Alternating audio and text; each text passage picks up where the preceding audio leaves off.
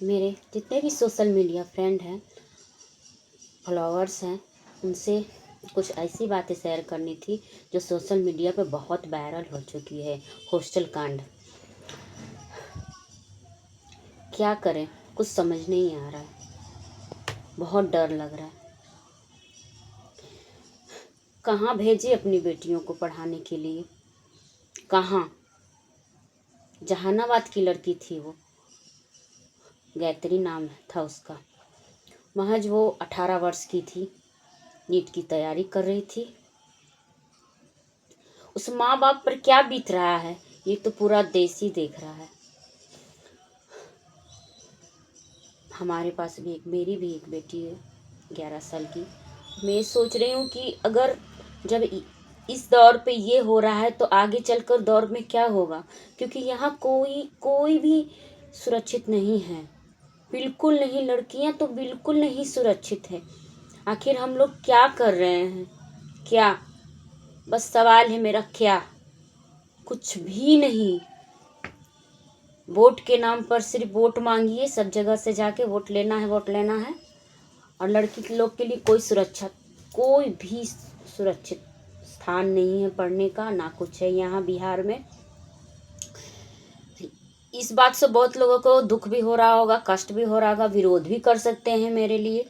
ये कोई बात नहीं, मुझे बोलने का, हम भी, ये भारत स्वतंत्र देश है तो इसीलिए हम बोल सकते हैं, इसमें कोई भी रोक नहीं है। लेकिन जितने भी लोग हैं अगर सुन रहे होंगे तो इस मामले पर आप पूरी जड़ से इस मामले पर आप जांच कीजिए। जितने भी हैं उन लोगों को कुछ नहीं, बस फांसी की सजा दीजिए, सिर्फ फांसी की मांग। क्या होता क्या है, मामला रफा दफा हो जाता है। इसे पैसा दो, उसे घूस खिलाओ, उसे रिश्वत दो, बस कहानी खत्म। बिल्कुल ही अब रहने का भी मन नहीं करता है यहाँ बिहार में, बिल्कुल रहने का मन नहीं करता है। क्या होगा हमारे बच्चों का भविष्य, वो भी नहीं समझ आ रहा है।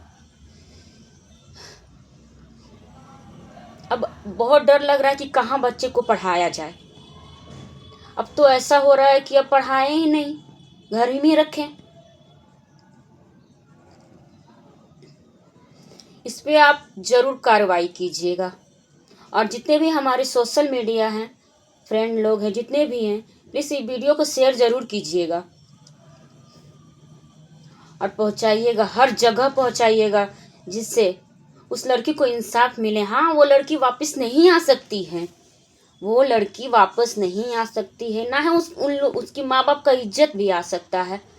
क्योंकि जो लड़की होती है तो कहा ही जाता है लड़की ही घर की मान होती है, लड़की ही घर की इज्जत होती है।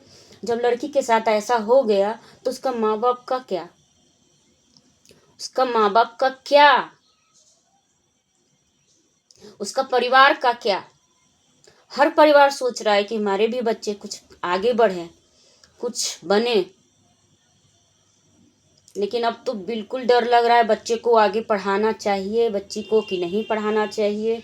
आप लोग कमेंट ज़रूर करिएगा कि इस लड़कियों को अब पढ़ाना चाहिए या घर में ही रखना चाहिए।